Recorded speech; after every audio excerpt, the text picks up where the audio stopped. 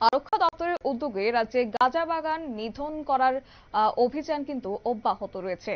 তারই মধ্যে থানার দায়িত্বে থাকা পুলিশ অফিসার এক্ষেত্রে স্পষ্টভাবে ঘোষণা দিতে চাইছে যে কোথাও গাঁজা বাগান চলতি মৌসুমে আর রাখা হবে না, সমস্ত বাগানই কেটে ধ্বংস করা হবে। এমনই হুঁশিয়ারি দিতে একান্ত সাক্ষাৎকারে আজ সংবাদ কর্মীদের কাছে জানিয়েছেন যাত্রাপুর থানার ওসি সিদ্ধিকান্ত বর্ধন। তিনি কি বললেন শুনুন। আজকে সকাল 7 ঘটিকা থেকে 8:30 ঘটিকা পর্যন্ত যাত্রাপুর থানার অফিসার্স, আমি সহ এবং স্টাফ এবং টিএসআর পার্সোনাল সহ আমরা লেকদাইবাড়ি অঞ্চলে একটা খালি জায়গাতে প্রচুর পরিমাণ গাঁজার চারা এখানে দেখতে পাই এবং গাঁজা লাগানো হয়েছে। তো এই আমরা খবর পাওয়া মাত্রই এখানে যাই এবং গাঁজার যে গাছগুলাকে আমরা কেটে ধ্বংস করে দিই। এর আগেও আমরা প্রচুর পরিমাণে গাঁজার চারা কাটছি।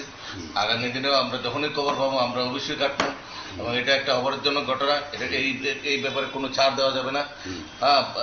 অতএব আমরা এটা চলবে এবং এই কারা কারা এই গাঁজা চাষের সাথে জড়িত এটা আমরা এনকোয়ারি চলছে এবং আগামী দিনে আমাদের এই যে গাঁজা যে ধ্বংস করা, চারা নষ্ট করা এবং গাঁজা গাছ কাটা এই অভিযান জারি থাকবে।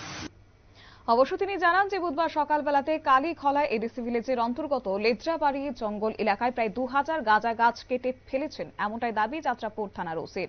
বুধবার ভোরের আলো ফোটার সাথে সাথে ওসির নেতৃত্বে সাব ইন্সপেক্টর বিজয় চক্রবর্তী, অমর কিশোর দেববর্মা, এএসআই কাফুরাই দেববর্মা সহ থানার দায়িত্বে থাকা বেশ কিছু টিএসআর জওয়ানদের সঙ্গে নিয়ে চড়াই উতরাই পেরিয়ে নির্দিষ্ট স্থানে তারা পৌঁছায় এবং গাঁজা বাগান ধ্বংস করে। আগামী দিনেও এই অভিযান জারি থাকবে বলে এদিন যাত্রাপুর থানার ওসি দাবি করেছেন। নিয়ে নিচ্ছে ছোট্ট একটি বিজ্ঞাপন, বিরতির সঙ্গে থাকুন।